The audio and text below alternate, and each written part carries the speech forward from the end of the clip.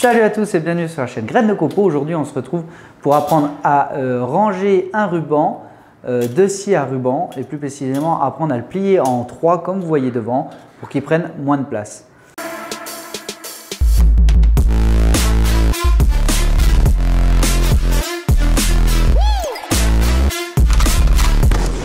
Alors la première chose, que ce soit pour plier ou déplier un ruban lorsqu'il a été plié en 3, c'est d'être bien équipé avec des équipements de protection individuelle, donc c'est des EPI. Ici, vous pouvez voir que j'ai des manches qui sont longues, couvrantes, une tenue qui est adaptée au corps et des lunettes de protection que je vais enfiler quand je vais déplier le ruban ou quand je vais le replier.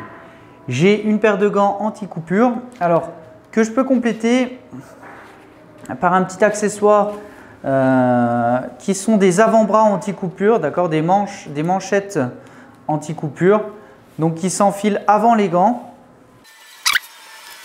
et qui vont permettre de protéger l'avant-bras sur toute la totalité de l'avant-bras. Ensuite, vous enfilez les gants, donc des gants qu'il faut anti-coupure. Hein. De cette manière-là, vous travaillez en sécurité. Alors, n'oubliez pas, avant de déplier le ruban, mettez un petit panneau au sol puisque vous avez un ruban qui est affûté.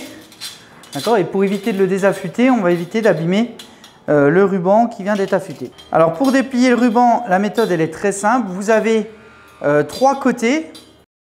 Vous allez prendre les 2 côtés les plus opposés, donc c'est-à-dire celui de gauche et celui de droite. Et vous allez laisser tomber gentiment tout en ouvrant les bras et en les dépliant.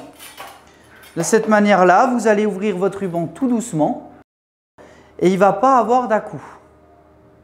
Donc vous avez vu, je suis parti avec les 2 côtés, donc côté droite-gauche, et j'ai ouvert tout doucement en ouvrant mes bras et de cette manière-là, vous voyez que j'ai le ruban. Pour ranger la lame, vous allez mettre le pied sur la lame,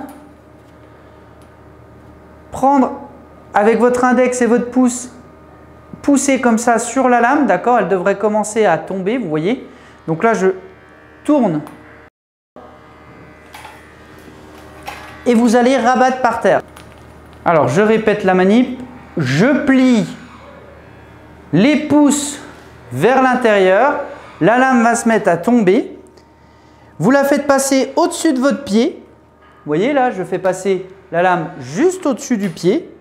Et une fois qu'elle est passée au-dessus du pied, vous allez croiser vos mains comme ça vers devant et vous allez obtenir 3 cercles. 3 cercles qui permettent de plier la lame.